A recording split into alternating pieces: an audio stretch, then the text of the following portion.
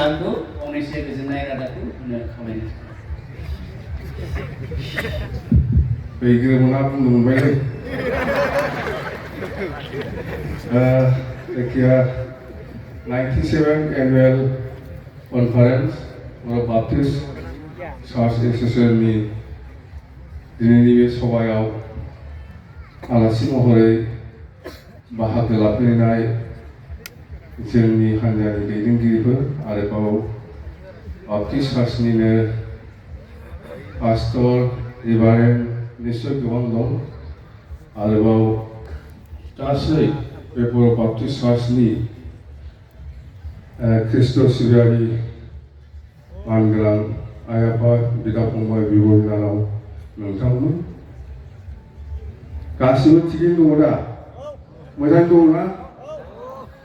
इसोर प्रभु आंबो मोजां दंलै इसोरनि अननायाव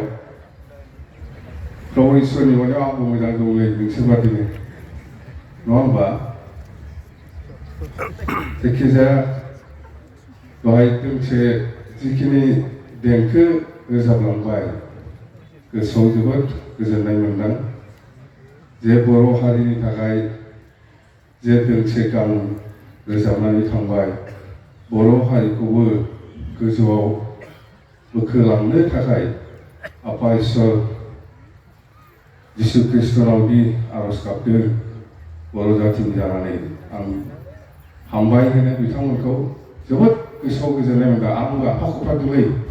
ओरै नोंखौ मोजां मोनदों दा बेबायदिनो जानांगौ जों जेरावखि थाया मानो सोरबा हालुवाबाबो सोरबा माने डक्टर इन्जिनियारबाबो सोरबा लेक्सारारबाबो सोरबा प्रफेसारबाबो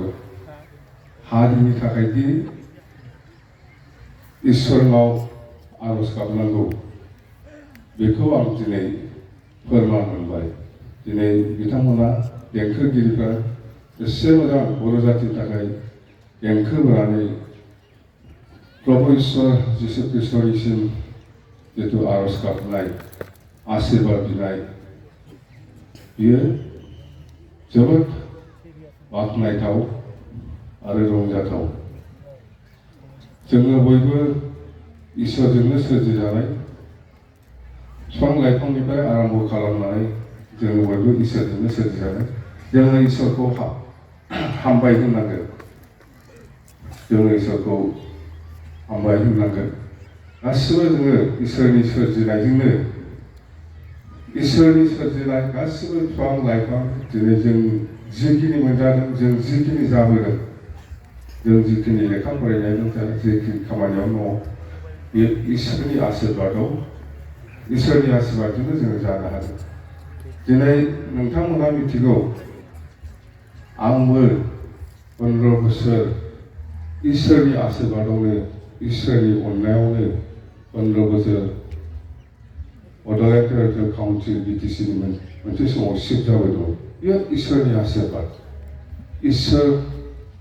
प्रभु इसोरनि आशीर्बादाव आं जानो हादों जुदि प्रभु इसोरा आंनि सायाव बे आशीर्बाद बा बे अननायखौ होआमोनब्ला आं जानो हायामोन नंगौना नङालै ना नङा नंथारगौब्रा आरो जोंनि बेवहाय दिनै ज' जानो हादों एसे मोजां बेबो इसोरनि आशीर्बाद प्रभु इसोरनि आशीर्बादाव जोङो बेवहाय ज' जानो हादों सावरायलायनो हादों इसोरनि मुङाव जोङो आर'ज गाबनो परिबेस मोनदों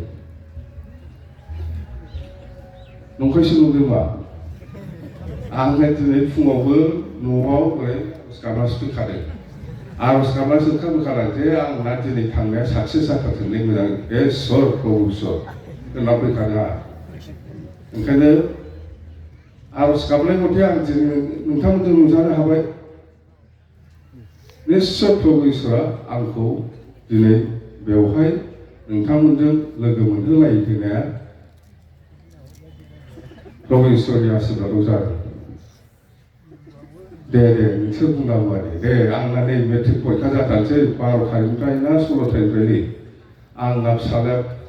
इसोर प्रभु इसोर आंना फिसालाया परिखायाव मोजां पास जाथारथों होननानै आर'ज गाबखोमादोंना गाबखोआखैलै